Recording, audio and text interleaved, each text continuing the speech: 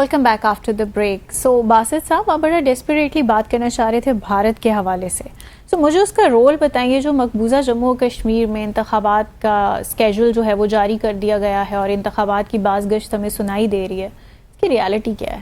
کیا ہونے جا رہا ہے؟ دیکھیے، الیکشن شاید ابھی بھی نہ ہوتے اگر بھارت کی سپریم کورٹ اپنی ججمنٹ میں یہ نہ کہتی کہ جی آپ نے سپٹمبر تک یا سپٹمبر کے آخر تک آپ نے انتخابات مقبوضہ جموں اور کشمیر میں کروانے ہیں.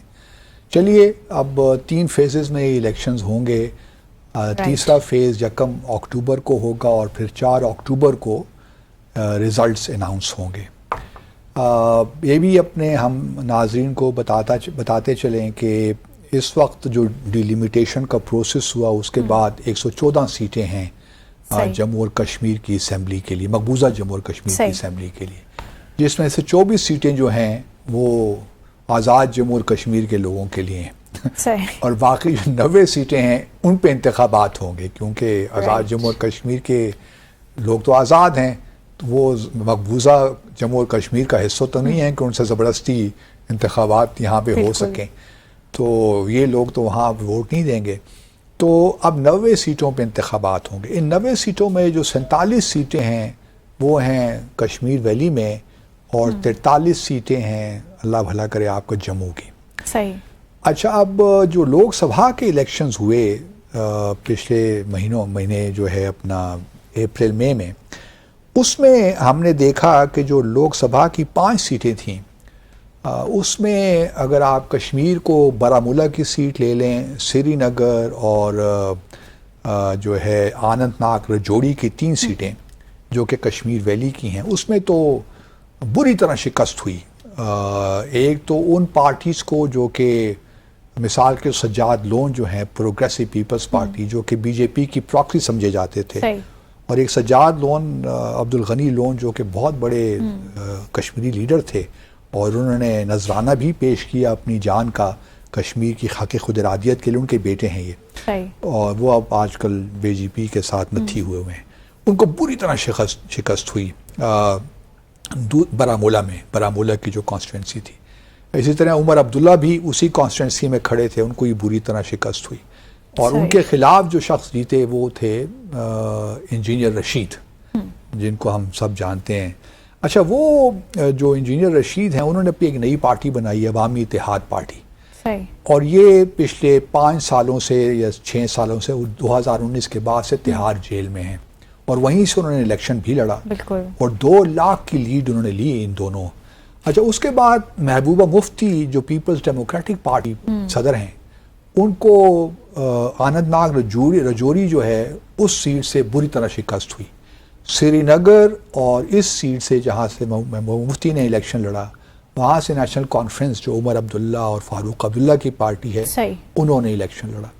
اب بی جے پی جو ہے اس کا فوکس سارا جو ہے جموں پہ ہے. ان کو معلوم ہے کشمیر ویلی میں تو وہ جیت نہیں سکتے.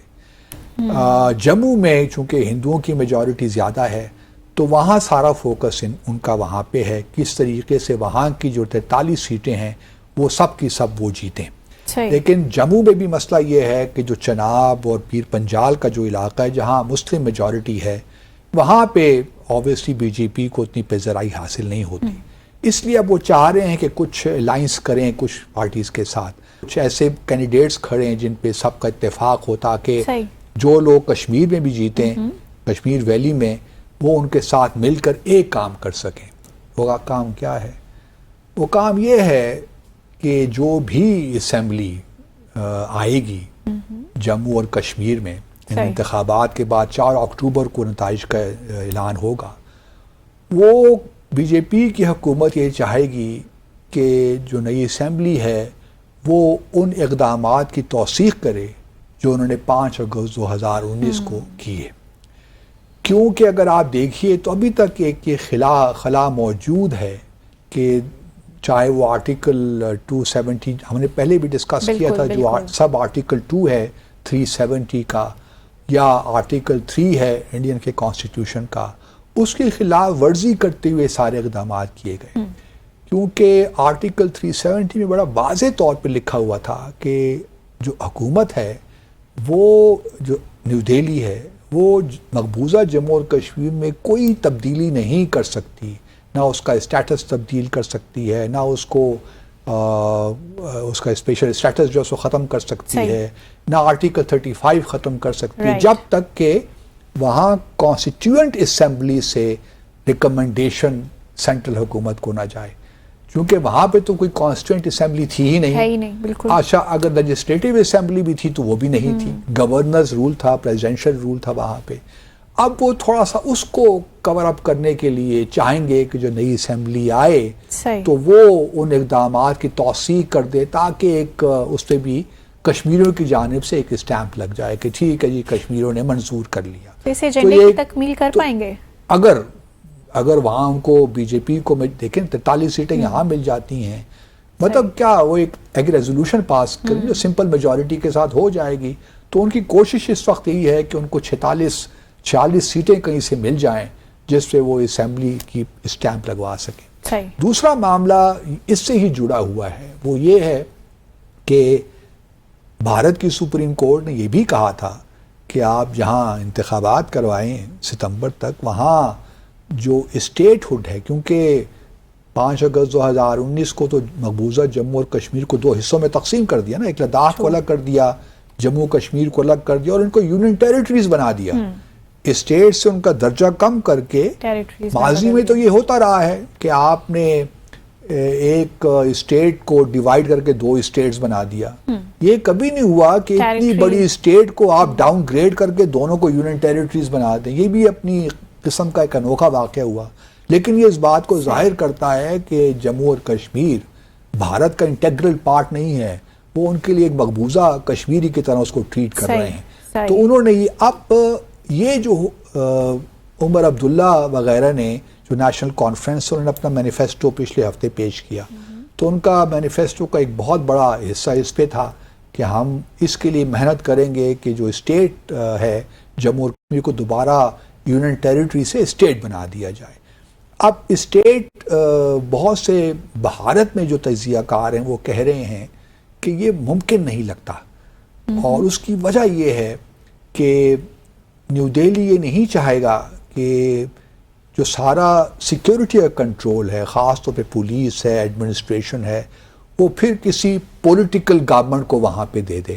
آپ جو ہے کہ لیفٹیننٹ گورنر ہے جو کہ سینٹر کی ہدایات پہ کام کر رہا ہے، تو وہ نہیں چاہیں گے کہ اس اسٹیج پہ جب تک کہ سچویشن پوری طرح کنسالیڈیٹ نہ ہو جائے اس وقت تک اس کو اسٹیٹ کا درجہ دیا جائے.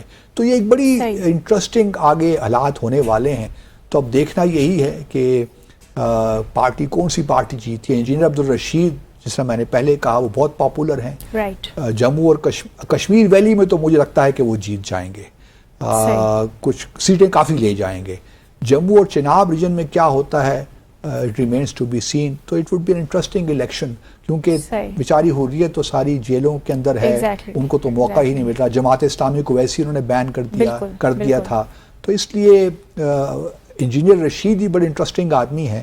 ہی از ماشاء اللہ 76 ایئرز اولڈ، لیکن انٹرسٹنگ آئے. اگر ان کی پارٹی جیت جاتی ہے تو وہ ریزسٹ کرے گی، آئی ایم شیور کہ کوئی ریزولوشن پاس نہ ہو سکے. ناظرین یہاں لیں گے مختصر سا وقفہ، بریک کے بعد آئیں گے اور دیگر موضوعات کو پروگرام کا حصہ بنائیں گے. Stay with us.